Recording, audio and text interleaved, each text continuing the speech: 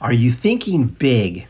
One of the coolest experiences I've had working in the marketing space, and this is several years ago, our CEO, Tony Shea at the time, created this downtown speaker series.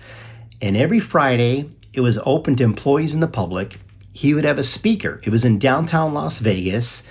It was in these really huge, I would say like a ballroom, but it was really those outdoor event kind of tent venues where it was nice and quiet, and it was indoors, but it wasn't like a physically built type building. And we would have these downtown speaker series every Friday. What was interesting, out of my team, I was the only one that went. I think out of all of marketing, I was the only person that went. I don't know if people felt uncomfortable leaving a little bit early on a Friday. I went relentlessly to these downtown speaker series. I'm going to share a couple of cool speakers here that we had. Now, one in particular, I don't know at the time. I mean, I'm sure I did. I saw the itinerary and things. It was Troy Carter, and he was the former talent and business manager for Lady Gaga. I mean, who would not go to? It's free, right? Who would not go to this? But yet, somehow, every Friday, I found myself the only person in our team and the bigger, larger marketing team that attended these things. It was incredible. Like, whatever reason, I was the only one that went. But the cool thing about it, and even though it was open to the public, open to all of our employees, there were maybe easily less than 50, probably easily less than 20 in attendance. So it was a very, very close-knit little group. And here you are with some successful business professional, in this case, Troy Carter, former business and talent manager of Lady Gaga. And he had such a cool story. This was the time when The Social Network was out, the Facebook-related movie. And he'd mentioned he gets a call from Lady Gaga, and she'd seen the movie, and she says that she wants to create her own Facebook.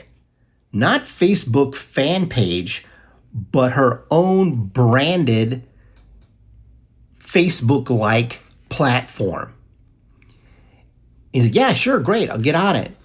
And part of the reason with that was having this community for her fans. And I believe when you registered for this community, you'd have an email at Little Monsters. So that was something that everybody wanted, this, Robert at Little Monsters, to be part of that community, right? So there was that win. The other big win that I thought was really, really thoughtful was in that environment, if you own the platform and it's all of your community, you have control over what messaging goes to that community, right? In terms of advertisements or joint ventures and those types of business partnerships, versus where if you had a page on another platform where there's less control that you have over that. And one of the big things that I remember him mention is that she really cared about that community and wanted to be very protective of that community. Or you can say audience, right? Just like if you're building your audience, if you're perhaps an affiliate marketer, you want to share things that you use that you can,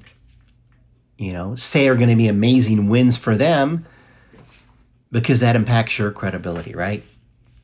I thought that was one of the most profound things about that. One, hearing these personal stories, somebody that's close to such a huge celebrity, and Troy being an amazing entrepreneur in his own rights there. But yeah, it was so cool. And it really made me think about thinking big. How big are you thinking, right? It's sometimes easy to just think we're thinking big until you see someone thinking bigger. Just like that. I mean, who calls up and says, I want to create my own Facebook? Heck, I imagine you could probably do that or create some likeness of that with AI today, but this is way beyond, way before AI.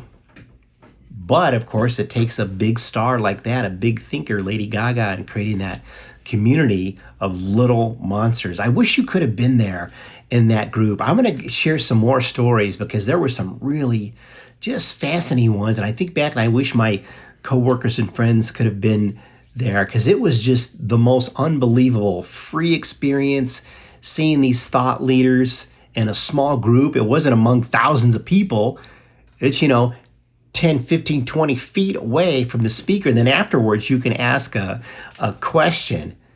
What was interesting in that one, at the end, after this whole conversation about building a community, building an audience, protecting that audience, somebody had the nerve to approach the speaker and really hard press solicit him in front of the whole group. It was the most uncomfortable thing.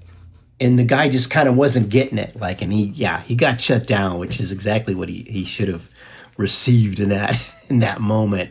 But think about that. Are you thinking big?